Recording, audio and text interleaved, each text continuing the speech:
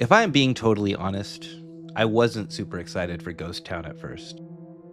It looked beautiful in the trailers and it had cool paranormal themes, which did look appealing, but for some reason I had it in my head that this was going to be a silly, childish game, and I am happy to report that I was very, very wrong. Ghost Town is currently only available on Quest platforms, and I played through it on the Quest 3.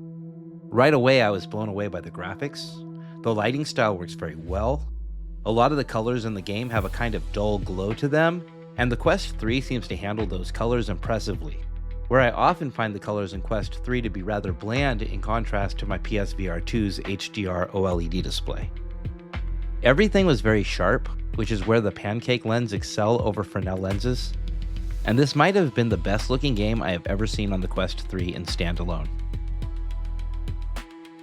Here's where I would normally tell you that I'm not a fan of puzzle games, but after playing Wanderer, Dark Trip, and now this, I just can't say that anymore. I like puzzle games now, and this game, Ghost Town, confirmed that for me once and for all. All of the puzzles in this title worked perfectly. Some of them took me a little while to solve, but I never felt frustrated to the point of wanting to give up or walk away. Ghost Town seems to be roughly a 4.5 to 5 hour game, and every moment of that 5 hours is premium. I did not run into any bugs, I didn't have any crashes or stutters, the mechanics all felt great. If I was to try to find some improvements that could be made, I can really only think of 2 off the top of my head. I would have liked to see more hand collision rather than my hand just floating through things, which is a really small thing and it didn't detract from my enjoyment of the game at all. The other thing would be head-based movement instead of controller-based movement. There were a few times where my character drifted in an unintended direction because of my hand orientation, instead of following where I was looking.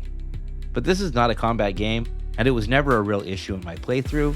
It just broke my immersion a little bit a couple of times, and I'm not complaining, I'm just giving feedback. All of the comfort settings are there.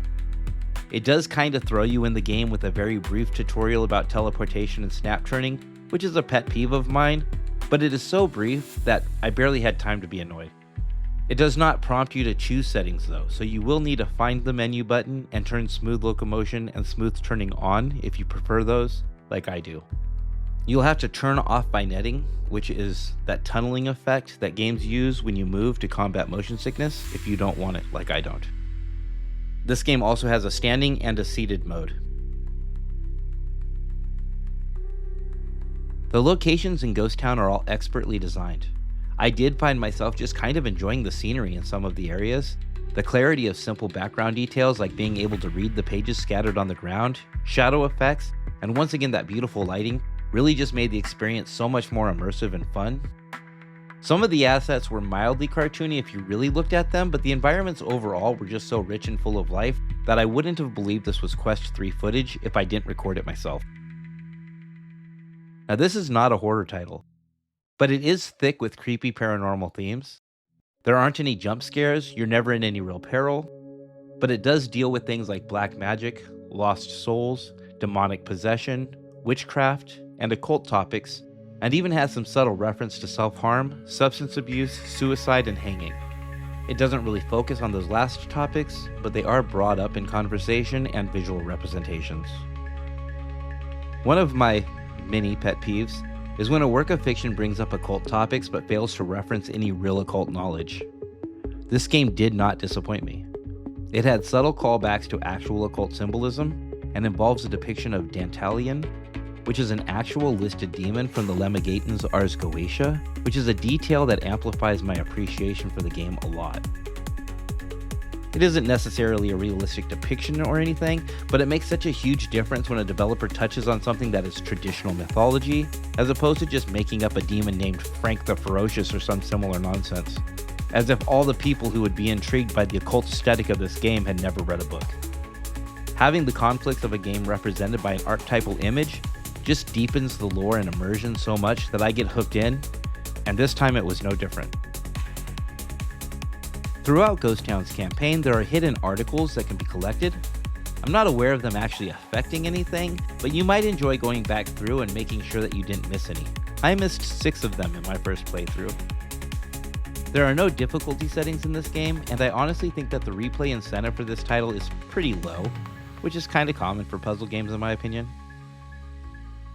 Ghost Town is currently only on Quest platforms, but it's already been announced for PSVR2 and Steam VR. The price on the Meta Horizon store for Ghost Town is $29.99, and in my opinion, it's worth every penny. I might buy this game again on one of the other platforms just to compare the graphic quality, because if it looks this good on the Quest 3, I can only imagine how good it will look with the processing power of a PS5 or PC behind it. Now that I am becoming a fan of puzzle games, I would really love to hear some suggestions in the comments of some puzzle games you think I should check out. I do have a Steam VR game from a while back that I think I am ready to really dive into now, so hit that subscribe button so you don't miss when I post that review in the near future. Thank you guys so much for watching, and game on.